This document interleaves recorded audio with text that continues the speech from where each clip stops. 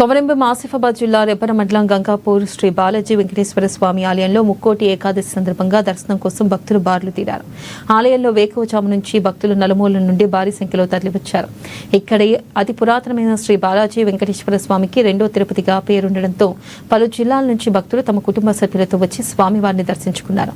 అయితే ఇక్కడ ఏర్పాట్లు చేసిన సౌకర్యాల పట్ల మాత్రం భక్తులు అసంతృప్తి వ్యక్తం చేశారు. ఇక ఆలయ పరిసరాల్లో చెత్తా చెదారం కూడా శుభ్రం చేయలేదని ఆరోపించారు.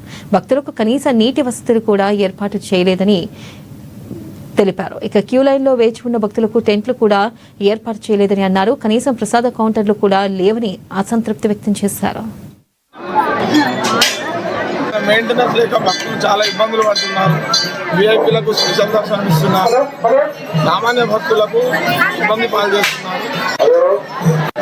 శ్రీ బాలాజీ వెంకటేశ్వర గంగాపూర్ రెండో తిరుపతి కానీ ఇప్పటి వరకు ఏమి అవసరం లేవు.